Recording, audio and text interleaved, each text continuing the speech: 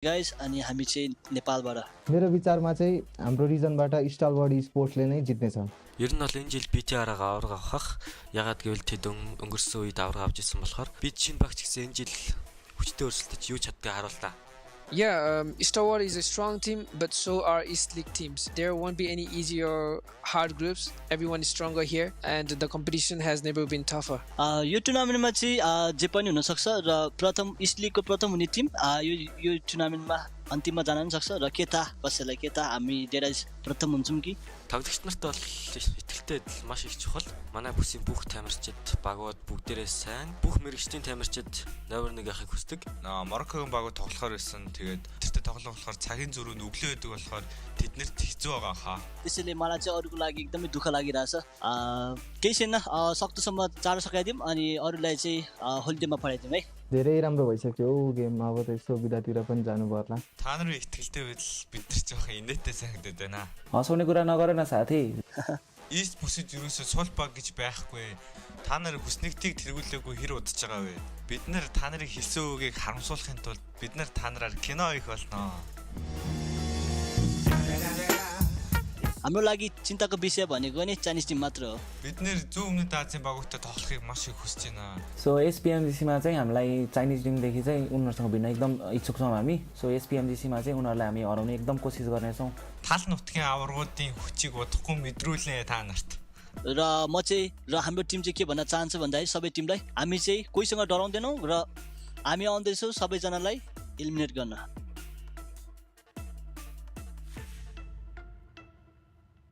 فإذا عقليتك قوية ما راح يفرق بين الفوز والخسارة ولا أنا لعبك طلعك السريع.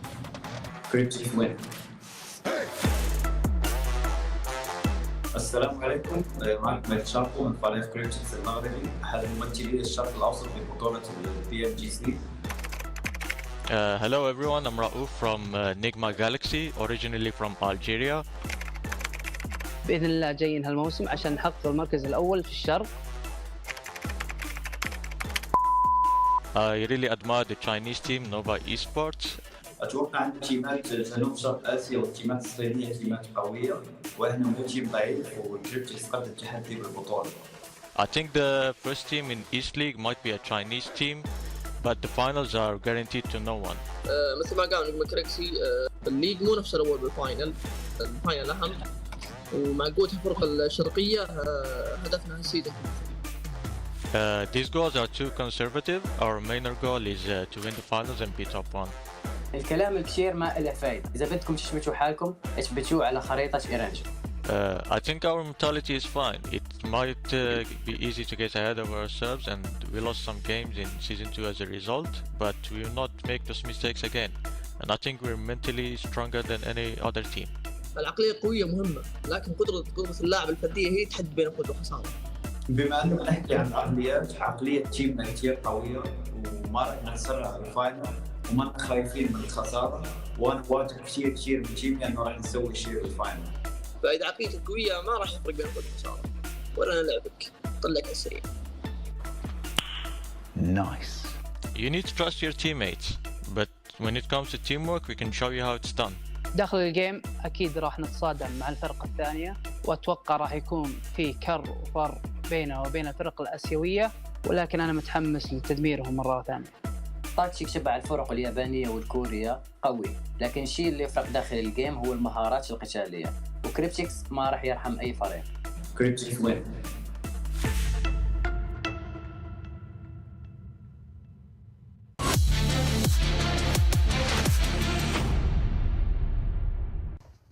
Probably trying to delay the inevitable. He spotted where all three members are, but for him to isolate these fights, get these 1v1s, I don't think they're going to be affording him that. He gets the first knock. Now, he has been tagged quite low. They're trying to confirm the kill, which he will, onto 8 Sir, so I guess that's the best case scenario there for 628. At least get the 1 point, but they will be knocked out as well, joining their Chinese counterparts in the form of Nova. Because if you look at the team list here, there's one massive team missing. Nova did not qualify into our second Super Weekend. But that worries me, Max. Is this replicating the performance from last year where they didn't qualify? I believe it was the second or third Super Weekend. I can't remember which off the top of my head. But they still went on to win the entire event. Well, I think we've got to stop saying BTR prank. Okay, I think that's not valid anymore. I think we've got to start saying this Nova prank that's happening right now. Okay, they're just taking a little bit of a break, a small vacation before going into that third Super Weekend, which I'm pretty sure they're going to try their best to make it for that tournament. They're still trying to keep that. Paraboy was the top 4 in terms of elimination at the end of the league play, and in terms of overall damage, he was top 3, right behind Action at top. Which are you going to be Action at top after how good of a league play they had? It's pretty hard, but the fact that they've not qualified and the Paraboy is that high is so impressive. A little bit too deep, but this is the opportunity phase we're looking for. And Tony K, run and gun, the Dogs Macabre, and Team Secret will be eliminated. Genesis Dogma helping them out, and FaZe Clan third place. Great work for MS Chonburi, and it's all on Stalwart, it's all on Pika, the 1v4. Looking unlikely, they're pushing in, and they make a quick work of it. For a moment there, Imperium, it's Stalwart Esports. I've seen them pull off almost 1v4s, but FaZe played that one to perfection. It is technically the first back-to-back win in a single day from the team, and it's FaZe able to get it, and they had such a good play from the very start until the very end. They played Ricardo and puts up a world of opportunities in terms of where you want to rotate, how you want to rotate. You go from good high ground position to good high ground position to just maximize the information input.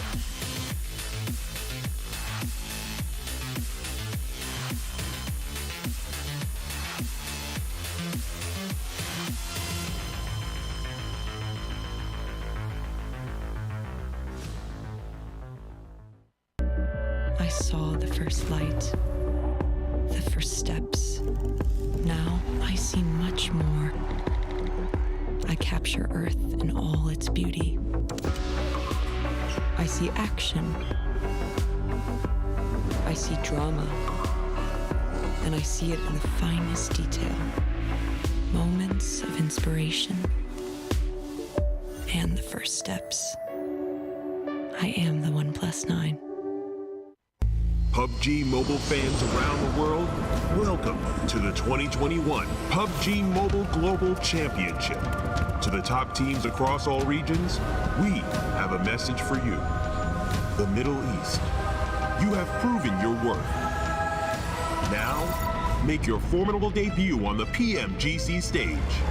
South Korea, forget the past. This year, show the world you've ascended. Remind the world of South Korea's raw talent. Japan, you came so close last year.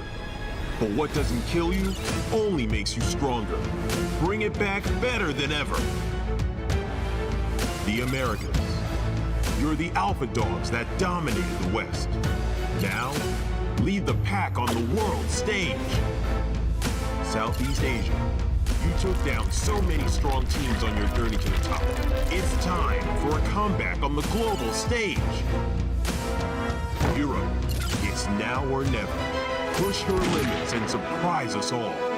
This is the moment to create your legacy. South Asia, you were the dark horse of 2020. Amaze those who would underestimate you again. China, you carry the crown of last year's PMGC. Now, with everyone's eyes on you once more, can you secure back-to-back victories? PMGC needs a champion. The world needs a champion. Who will stand victorious in the end? Who will be next to glory? Hello, PUBG Mobile fans. It's almost time to bring together the world's top teams for the PUBG Mobile Global Championship 2021. This year's PMGC has a total prize pool of $6 million for teams and players, and tons of great rewards for our fans as well. PMGC will consist of 2 stages, League and Grand Finals. The League phase will last from November 30th to December 24th. During the League phase, teams from the Americas and Europe will compete in the West League, while teams from Asia and the Middle East will compete in the East League. Each league, 20 teams will compete on Tuesdays and Wednesdays for 16 slots to compete on Friday, Saturday, and Sunday in that week's Super Weekend. The total Super Weekend scores over the first 3 weeks will determine which 16 teams will compete in the PMGC League Finals during the final week. The top 9 teams from the East League Finals, the top 6 teams from the West League Finals, and a special invited team will advance to the PMGC Grand Finals. The PMGC Grand Finals, which will take place on January 21st, 22nd, and 23rd, will determine the PMGC 2021 Global Champions. Who will be the next to glory? Don't miss a single minute of exciting PMGC action.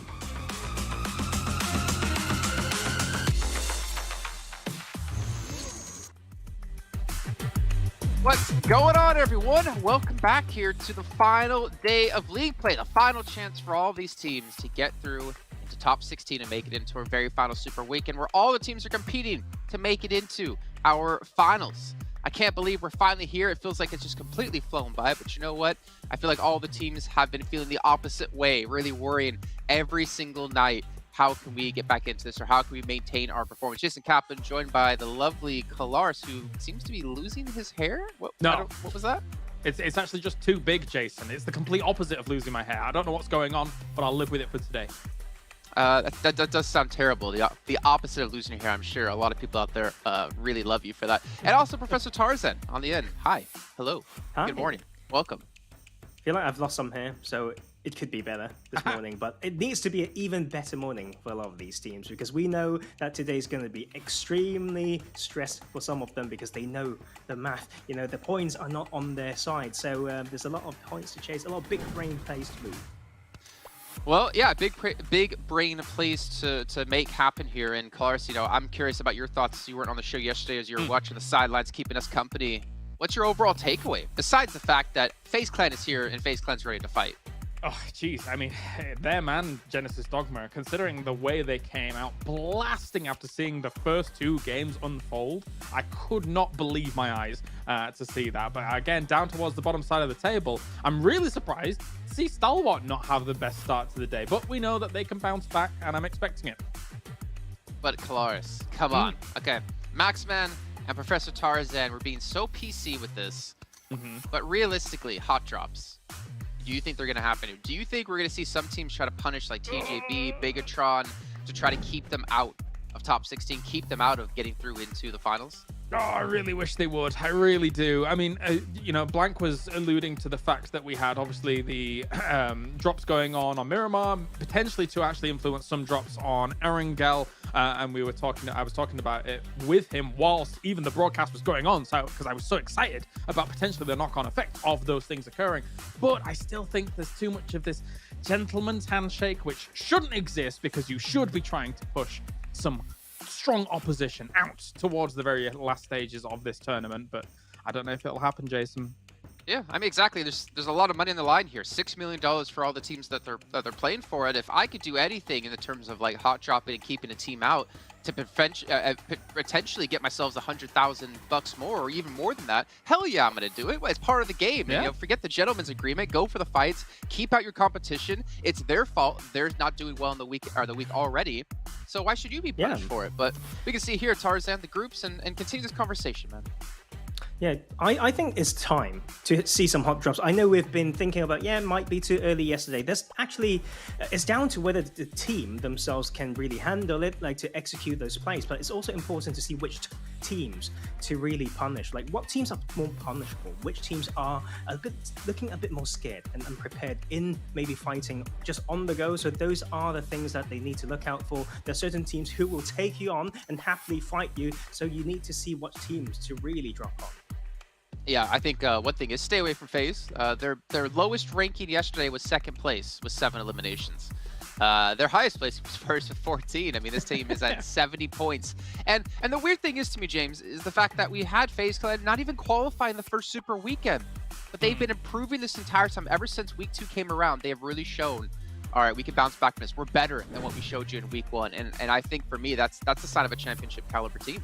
Yeah, I can only agree considering what we've seen from them here so far at this present moment. I think the trigger for them really was that Erangel game where they were pushing into the compound, then pushing across the road and being able to take control of that hill that Bigatron Red Aliens had in the previous week's worth of gameplay. That, for me, was the trigger. Ever since we saw them do well in that game, they've said to themselves, wait a minute, we are fantastic because we're FaZe. Let's keep playing that way. And then just bouncing into yesterday with the second place, first place, second place, plenty of kills to boot as well. That's a terrifying prospect to go up against when they're feeling that good. So I'm fully on the FaZe train for now. FaZe up.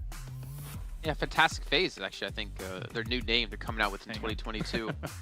We can see here, though, Tars on the second page. It's a little bit scary for the likes of Secret, DRS. I mean, Secret, I think, did the exact same thing week 1, but day 2, they really bounced back. But BC Swell, the only team to not qualify for the Super Weekend. This is it. This is their chance. This is their only chance now that's left. And even if they do make that chance happen, they have so many points they have to catch up on. Yeah, the fact that they've got 13 points in 3 games is not too bad compared to before, right? So it's just a comparative thing. There's a lot more that they have to do, but we can see there's certain proactivity coming through in the rotation. So that is a good change. But of course, we have so many teams who were relying on that one slightly bigger game, like to be in the mid, 20s range. So there's a lot more to do because we know mid 40s is where you want to head towards, not age points. So that is where we are going to set the bar. Yeah, really quickly here, as you see action up against Pairboy, I believe these are 2 top MVPs from league matches only, so across the 3 weeks, which is even more impressive considering Nova, for Pairboy in particular, well, they didn't qualify last Super Weekend. They only had like 30-something points, and Stalwart had, I think, over 100. Yeah, my concern doesn't really lie too much for Nova this week, which is kind of good for them. I mean, they've already got themselves 40 points on the board. Paraboy able to make things happen even when the rest of his team is not making it happen, which I think is very, very impressive in itself. Especially considering Nova, for me, for a long time, used to be a team that was very well-rounded. Now we haven't really seen as much of that just yet in this tournament, but we're slowly getting to see that. Of course, yesterday they got themselves the second place with 10 kills. And 40 points so far is putting them in a position where they should be safe as long as they don't have like 0-point games coming in here, Jason. Yeah, 100%. And well, 0-point games can happen. We'll see if they will happen today. Yeah, but we can see. I mean, for Stalwart, I don't know if you agree with this necessarily, Tarzan, but I think for me they've been the most impressive. Well, them and like Nigma to me have been pretty much like the most impressive teams we've seen in PMGC. Just from the bounce back from last year, also for STE. A team that we've never really knew about until this event, really, right? We never really got to see them too much international events.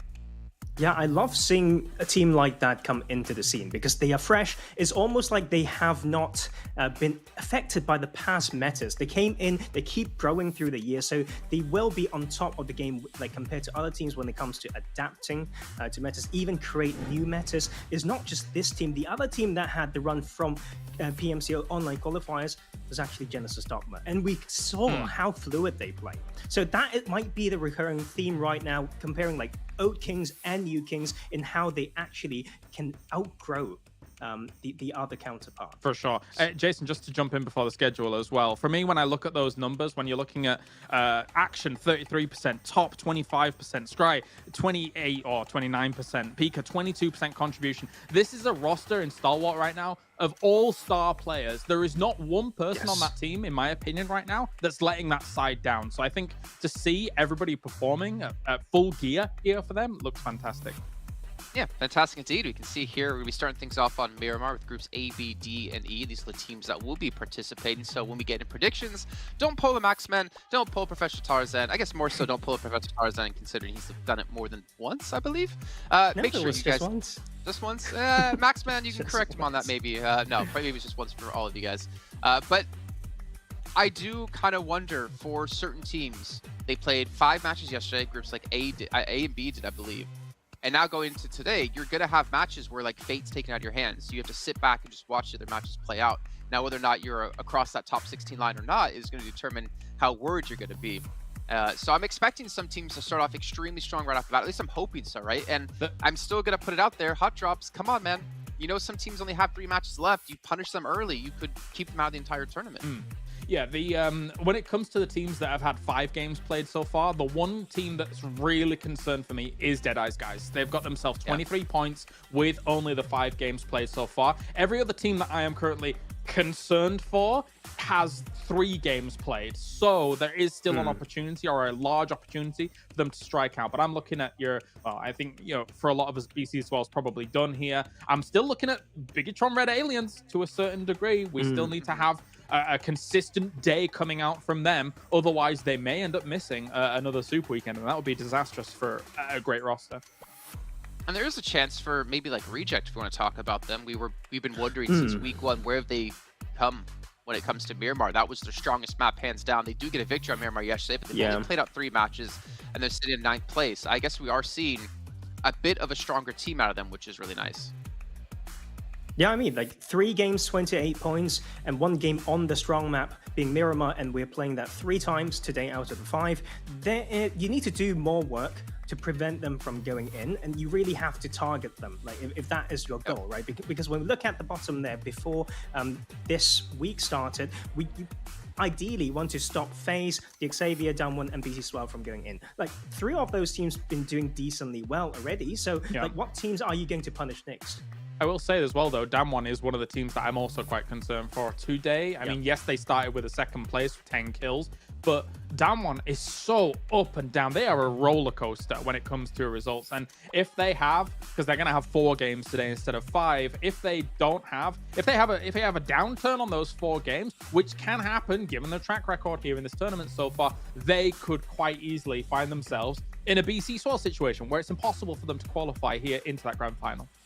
Yeah, it's getting really scary for some of these teams, and you obviously have to hope that they can perform when it matters, right? I mean, that's obviously the sign of being a championship caliber team, is being able to perform when you can. And one way to help you perform is by getting yourself a 1+. Funny enough, they're actually the sponsor here of PMGC. What a coincidence! With its flagship performance and immersive 120Hz display and hyper-touch technology made specifically for gamers, the 1+99 Pro are your best shot to climb the leaderboards. Hopefully they've been able to pick them up, because they might need to do so here. But as we are getting close to heading into our first match, I believe, in a little bit of time, maybe we can just get our predictions out of the way, actually, right off the bat, and hear a little bit of a reason why you guys did go for those predictions. So as you can see, with 2 minutes left to go on Miramar, maybe we can start to dive into them here. Kalaris, I'm going to go to you first. Why is it the Infinity? Because it's not, Jason. My prediction is going to be the guys that were riding high at the end of yesterday, now coming into today. It is going to be FaZe Clan. They have got themselves a 2nd, a 1st on Miramar, and then a 2nd riding through that. This is not a roller coaster, Jason. They're on cloud 9, not that team, and will be flying here today. Let's get some bad news for you. They're not actually playing in this first match. Tarzan. No, I'm kidding. I trust Kalaris.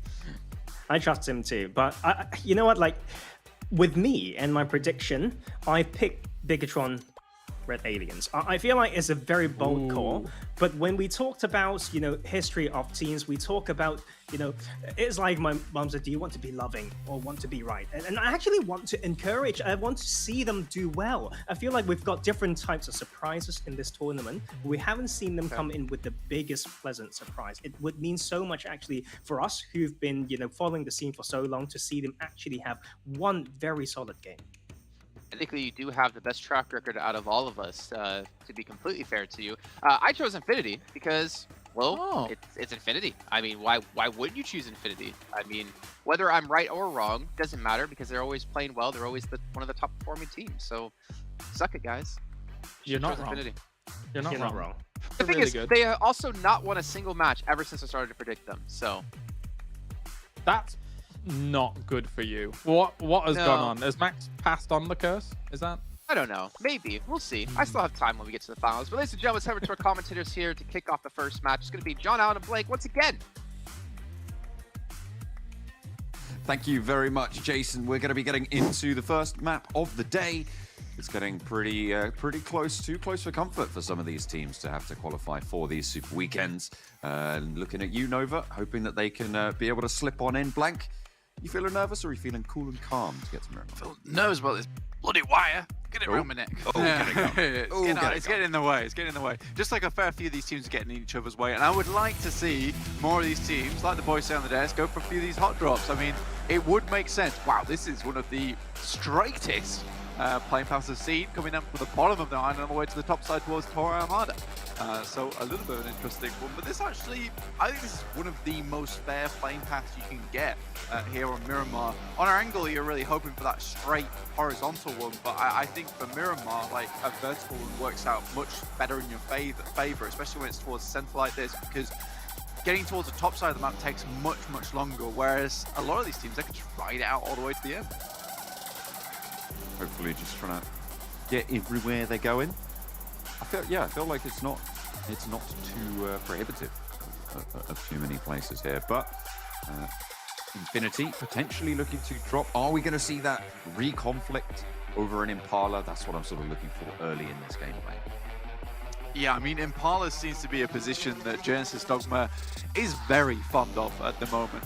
We don't have DX Xavier dropping in with them on this side today, so they'll be pretty lonesome over towards Impala at the beginning of the game, but Bigatron down towards Puerto Paraíso, down towards the southeast side of the map. So a little bit more area for BTR to control, but again, we get this same circle from yesterday heading over towards Monte Nuevo, which I believe was held out by 3 separate teams that day. So Monte Nuevo are going to be very, very hotly contested as per usual. See how that goes down. Let's quickly take stock of the standings, John. Over here on the screen, FaZe currently in first place. Yeah, they're doing work. They're doing bits, as they say, Blank. I've been reliably informed that that's a correct piece of terminology. Yeah, they're sat at the top. They had some phenomenal games yesterday, and they've only played 3 of their matches, as have Genesis Dogma, right? So they've got 5 to play today. So the fact that those 2 teams at the top have managed to knock it out the park so early is great news. Obviously, they're more than likely going to qualify today, right? It's very unlikely that we won't be seeing them in this Super Weekend, which is great news for FaZe and even great news for Genesis Dogma in their race to be that top seed going into the finals. For sure, and also one team to take note of right now is 5th place Nova, 40 points. That game yesterday where they finished 2nd and FaZe finished 1st on Miramar was extremely important to them because they were hovering around that 14-point line. Though they have played a lot of their games so far, John, so it's a little bit scarier for them. They are currently in this map with us over towards Minas Generales. Team tends to take a nice central spot on Miramar. I think the team is very weird in one sense, and I'll go into a bit more detail now because I think the guys on the desk definitely brought it up, but I don't think they went even further back than they could have done because it's a great point to bring up in the first place. I can't believe you're saying James isn't good at his job. I can't believe. No, I think they're great. Like, they don't have a lot of time to go through everything, whereas here we got loads of time to talk, man. We got loads of time. You know, you got to spend more time with me, bro. I'm not sure how much of a good thing that is for you, but you know, Paraboy's been really stepping it up. Then Order was stepping it up, but similarly, if we look back to the very beginning of the tournament, who was stepping up then, John? I'm going to let you take this one. Oh, you put me on the spot now, and now I'm nervous. I don't know if I'm going to say the right answer. I called his name very loudly. You know, was it Jimmy? Bob the Builder reference? That's Jimmy, the one. That's the one. That's the one. It was Jimmy. And I think this is the crazy thing about this team is that we talk about consistency within a team, but honestly, for Nova, it goes one step more than that. It's player consistency because the moment we seem to be only having 1 player step up per day. I don't think that's good enough. And it's weird as well because Nova has such a massive experience pool in terms of their players. They're all seasoned, and I think if Paraboy, Order, as well as Jimmy are all playing up to scratch in these games, you'd see a very, very different Nova. So it's a little bit sad at the moment because I don't think we're seeing full strength Nova, and they could be a lot better. Potentially able to step up a little bit further this Super Weekend if they're able to get it. Also a note on the standings on the side, this is only the 16 teams that are in this game. There are of course 4 teams that aren't playing in this game, so Nova, whilst they are 5th on the table on the side, are 7th overall in the standings this so far in this week's week play. DX Xavier and Cryptics just edging them out with 44 and 42 points respectively. There's your John Oates, just to make sure you guys know exactly what's going on. He's great at that. We love to see it. I did get a few messages yesterday, actually, from some fans talking about their favorite team, Genesis Dogma. You know, and I was discussing about whether Genesis Dogma was the top dog in the lobby. Currently, obviously, they're second place in the Super Weekend. And it's not a case that I think that this team is not the best team in the lobby. And I'm not saying that they can't take fights with the best teams, but I think that their playstyle is very different. And when I said yesterday they probably couldn't win a fight 4v4 with Stalwart, well, that's probably out the window now considering how Stalwart's playing anyway. But I think that Genesis Dogma would never take that fight in the first place because they're far better at slowly whittling down teams, which is an excellent way to play. And it's a playstyle I've not seen before, and it's very, very successful. So everyone at home, please don't get me wrong. I'm not saying Genesis Dogma is a bad team. I'm just saying that, you know, they play the game differently. And it's a way I've not seen it before, and I think it's amazing. So there you go. Blank thinks Genesis Dogma are a bad team. That's what he said. That is exactly what he said. That's I didn't exactly hear what I anything said. else. Nothing else happened. It's like it's like the question of who would win in a fight between Dumbledore and Gandalf, right? Like they just probably wouldn't be fighting in the first place. Exactly. You know, they would make peace, or at least Gandalf would, you know, pull out his angelic powers and probably put a stop to the fight in the past. Whoa! We don't talk about that. Sorry. Now we're actually going to get into the argument, and I'm going to have to keep it secret. Keep it secret. The Infinity on our screen at the moment, obviously not in 4th place either. But 48 points currently in this lobby of our 16 teams. They've been doing fairly well, and I would say a lot of that has been coming down to the fact that they've been switching up a lot of their drop spots, trying to get into better positions, particularly on Erangel. I think they're changing things over there. I'm happy to see it, and that is one thing that I think is an excellent trait in a team, is when you've had so much success from a singular position on the map, John, and then it starts to taper off, and you don't just bull rush it into thinking, we're just going to stay here. It worked before, right? It's not working now. Maybe something needs to change. And I really appreciate that the Infinity isn't just sticking to their guns. They're finding a new gun, a better gun, a more oiled gun, and that's okay.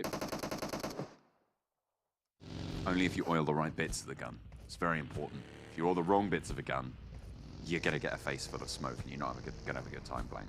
That's the crucial part. The question is, have they oiled the right parts of the gun? That's true. That is true. You don't want an oily handle. You don't want that. That's true. If you oil the barrel of a gun, you're going to have a very bad time. Let me tell you that. Looks like those bullets are sliding out without any trouble, though. No lubrication necessary. Mela lands the shots across the way, but MS Chonburi pushing up to God Tunny around the side of the rock. Jasper gets that knock and has the backup from Mela, but a little bit too far back and actually sits him down as well. Newsy now trying to take the fight with him. And the Infinity struggling here against MS Chonburi as they start to mount the hillsides near Chumasera. Circle sent out west, and the nades are sending out that way too. Look at that, right on top of Newsy's position. Not getting the damage, but certainly putting the fear of God in him. He has to move around. Not quite landing the shots, Blank. Yeah, I think for Newsy right now, they have to back off.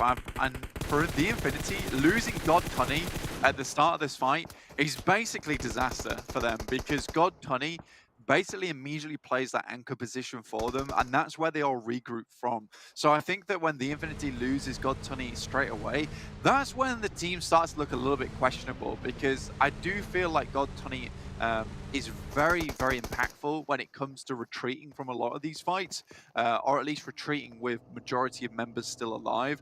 Here we see the Infinity go down to just one, and it's a bad start to the game for them. MS Chonburi, on the other hand, I'm extremely pleased with the way they've played out this game so far. You know, that was a very, very confident push up towards the hillside. Quick knock comes through, they hear the fighting, they no messing around, and it's such a change from the MS Chonburi we saw at the beginning of this tournament, and they have just got better and better. And I think for Korea, you know, they're really, really doing a massive work to put themselves back on the map. 5th place right now in the Super Weekend standings, Blank. They have 233 points over there. Obviously taking on the top dogs themselves, the Infinity, in that last fight. But they have, you're right, they have been climbing and doing a lot better, really impressing us in the progress of this tournament. They'll have to get a little bit further. Sure, those points are great. We'll see what more they can do. A team that I'm looking at and I'm slightly worried about, Blank, is Team Secret right now. I mean, they have not had a very good time at all this week. They have had pretty shocking results, to be honest. 2 points total. They have played 3 games, sure. They have got 5 games to play today, but 2 is not ideal. Yeah, and you know, it's funnily enough because it's DRS and Team Secret both having the worst time of it. Now, more forgivable on Miramar, really, because there is obviously something happening that makes these northern rotations so difficult for both these teams. Less forgivable for both these teams on Erangel, because MS Chamburi has no difficulty getting from Yaz into the circle, which is very close to Kameshki, as well as pretty much DRS's spot, which is in Yaz as well. So I don't know what's happening with both these teams. Both very similar rotations coming out from these guys as well. So I think having a closer look at them, maybe today, would be a good idea. I think this is the first time we've actually seen some fighting on the Chumasada Hills, really, Blank. And no circles have sent out this way, certainly not for us on the mic. But it's good to see that MS Chilbury were prepped for it. And the question for me is, did the Infinity prep for those fights on Chumasada Hills as well? Because it feels like that's something maybe they should have been aware of. And if they're just getting rolled up on like that, was it just a freak accident? Speaking of freak accidents, Freak has an accident on the rocks downstairs. Not going to be happy about that. Enigma Galaxy lose their player. Yeah, down to 3 now, which is slightly unfortunate. Again, they're not doing that badly. 57 points is very good coming into this league play, and it almost sits them very happily to get into the Super Weekend now with no problems at all. I think when you get this Western Circle, though, there's some very specific positions around the map which are very important to take up nice and early, and that's what Reject has so far, which is on this ridge side, just to the west side of La Driera. There's 2 really good compounds here. Reject has one of them, FaZe has the other, and you can see that we can see on our maps right now that both teams have players off the western road, and they're just playing as scouts, which is absolutely fine. Nia playing as a solo has managed to take down one of the Nova players. I believe that might have been a flush. It was. So now Nova's down to 3, and that happening versus one guy is fairly unfortunate. Yes, far from ideal. I think that was Jimmy who went down there for Nova. So he won't be standing up again. Not this round, anyway. They have to play on with 3, although their split is fairly solid. And we've seen them hold 2 sides of a road before, Blank, this Nova squad. Yeah, it's nothing that they can't do. Stalwart, on the other hand, I think that for this team, there has to be massive changes in today's league play. To be honest with you, if they want to get into the Super Weekend, in fact, because they are sat on hardly any points at all. Next circle pops, head out to the west side of the map, very, very westerly, and pretty much that dark spot on that mountain and all the way to the west of it is unplayable ground. You know, that is a crushing circle, to say the least, because so much of this circle now you can't play it, because there'll be a massive crunch of teams now where they're going to be in the trash compactor, and some people are going to get like absolutely decimated amongst the chaos. I feel like Reject have the strongest position for when this circle settles. The question is, can they hold on to it? Like, there's a lot of teams on their eastern side, right, who are going to be looking, and I feel like Nova might be first up to bat there. Yeah, again, it's difficult to get up to this ridge side though, John, and that's the difficulty. Nia, obviously, it's a quick kill onto Jimmy. It's an easy one. When you're playing as a solo like that, it's very, very easy to get away with those little kills, because, you know, there's more sense that you're going to be able to know a team's in that location if there's 4 of them. One of them's arm's going to, like, stick out a window somewhere, you know it.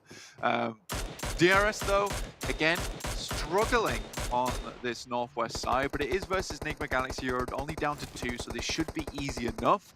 But again, for Miramar, DRS, as well as Team Secret, need to do better on this one. And Team Secret, historically, were always a good Miramar team.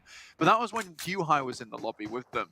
Now he's off the BTR. They've had a replacement on that side. And for some reason, Team Secret's just not able to make it happen. Regardless of that, Yudu Gang players, in Fredo and Jumper, now Team Secret players, were also kings of Miramar.